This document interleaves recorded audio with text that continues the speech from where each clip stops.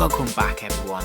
Now I'm something of a lifelong fan of the Doom series. I remember playing the first game at a friend's house when I was just a little kid and the game had just been released, and I remember just how mind-blowing it was, and this game truly changed the landscape when it came to computer games in the 90s. It made a huge impression on me when I was very young, and I've stayed with it ever since. Every subsequent release I've been there for. Now, despite being around for nearly 30 years, I've always been surprised how there just really hasn't been much merchandising, and in particular, action figures associated with this brand. It's been so incredibly influential on many generations that I find it difficult to believe that a series of action figures in the 7-inch or 6-inch scale wouldn't sell like hotcakes. Well, thankfully, McFarlane Toys have finally taken up the challenge and started releasing a number of figures based on the latest offering, Doom Eternal. I actually got the original Doom Slayer and I did a review on that some time ago, which you can check out at the end of this video. But since then, they've done a number of variants based on that particular figure, different colour schemes, occasionally different accessories, but for the most part, just the Doom Slayer. They did release one villain, the Marauder, from that game, but sadly, we've never had any of the other monsters or demons from this game series, which is a real shame. However, with the release of the classic Doom guy or classic Doom Slayer costume, I was so keen to get my hands on it because this is the closest I've been able to get to actually having a classic Doom guy from the original game series. The costume, as you will note, is pretty much the same as what we see in the original series. There's some minor updates, but for all intents and purposes, this is the classic costume. So let's take a look at this latest offering from McFarlane Toys. Now, it does come in that standard, very slimline packaging that we've seen from other McFarlane offerings in the past in their Doom line, but also their other Mortal Kombat line. It is mostly window display. There's some black bars at the top and bottom of the packaging with the Doom logo there and the name of the character, obviously classic Doom Slayer here, and then as I said, it's mostly window display so we can actually see the figure. And what's quite nice is that behind the figure we have this sort of flame interior in the inlay, which really helps the green contrast against that orange and yellow, and it really helps the figure pop in the packaging. So I think this looks really good. This is very attractive. You can put this on display and it looks pretty fun and inviting straight away. Then if we flip the panel, we can see that we've basically just got the logo, the Doom logo there on this side panel, which looks fine for all intents and purposes. It would have been nice if we had something that was specific to this release, so if it had an image of the classic Doom guy costume, for example, that would have been really cool, so you could stack these up with your other figures in this collection, but as it is, it's going to be pretty much the same all the way through. Now, if we look at the reverse of the packaging, I do really like this. This is obviously the poster from the, or the cover to the game, Doom Eternal. I think this is really striking artwork, and this works really well. Now again, should this have been more specific to this individual release, yeah, that probably would have been better, but even so, this is still really nice artwork.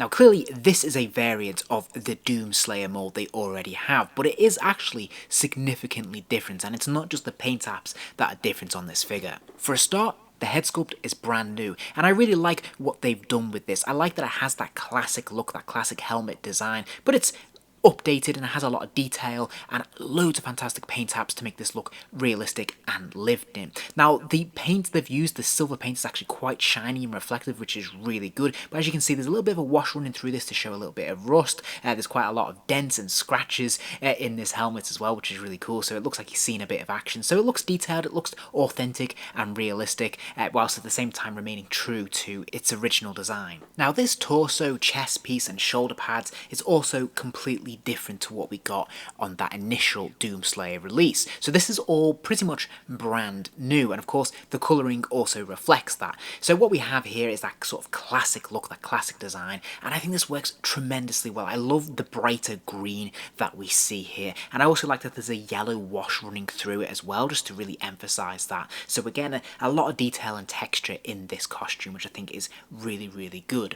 Those shoulder pads as well are sort of a soft rubber as well, so they will aid articulation, as we'll see a little bit later. But I also like that we see a little bit of the exposed belly there as well, which is again taken from the original design, which is absolutely fantastic. Also, we can see this belt here. This is also a new piece. It's got those individual sort of pouches as well. It looks a little bit something like Batman's utility belt, but this is really, really well done and pretty effective.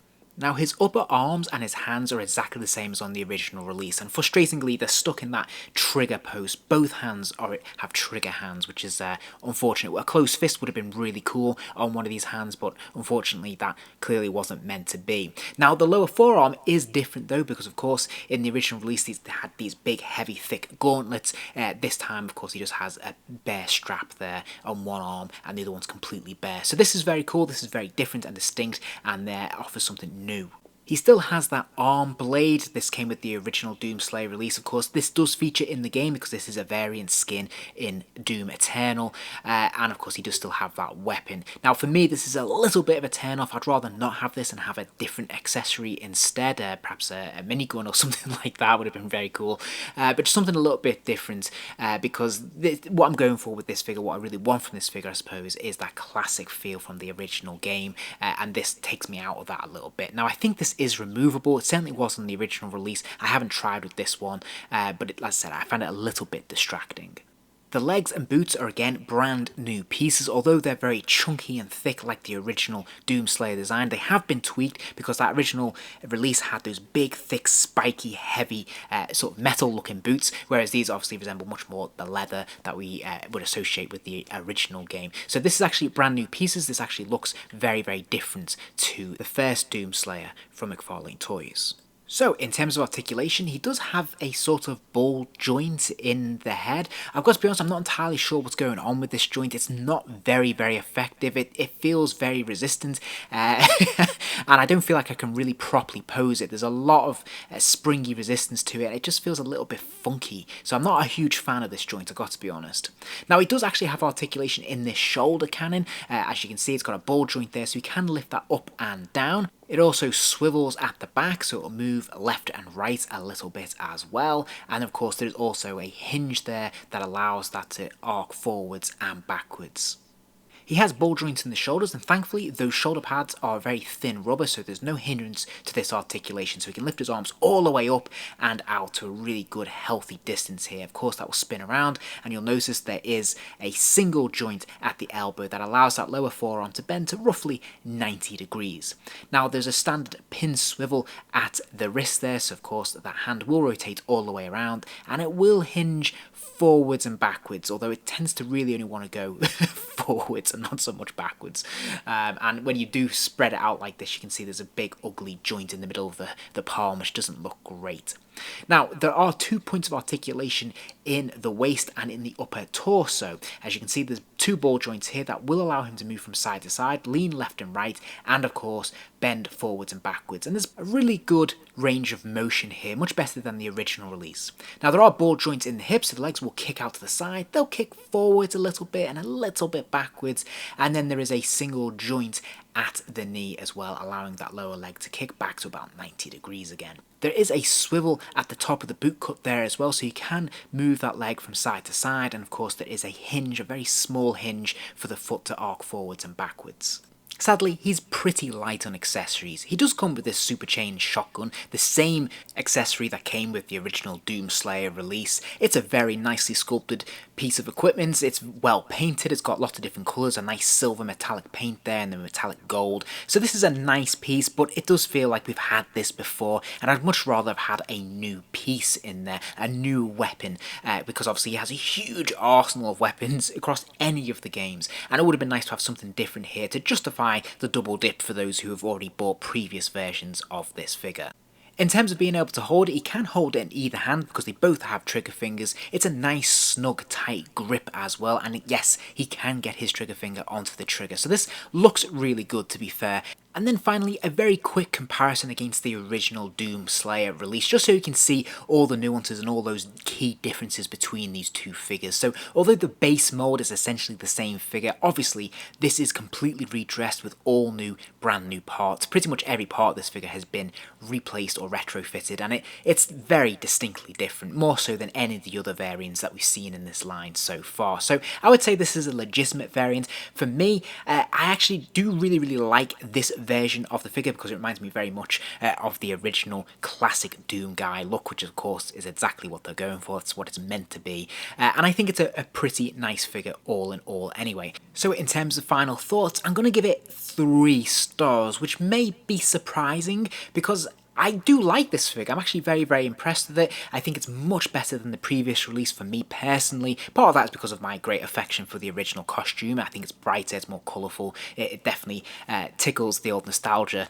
And he's less restricted when it comes to articulation. He's a lot freer in some of his joints, particularly those ball joints in the shoulders. He can get his arms a lot further out and up there because the shoulder pads are a lot more forgiving, which is fantastic. And it means we can get him into some more interesting poses, a bit more dynamic like the one you can see on screen. So that's all for the good. However, I still have frustrations with this figure. First and foremost, I'm not sure whether this oversized body mold is really appropriate for this figure. I feel like it hinders a lot of the potential articulation that we are used to seeing in modern 7-inch scale action figures. For example, that single joint at the elbow there only bends to about 90 degrees, and I feel like if the mold was slightly different, we might be able to get a little bit more motion out of that.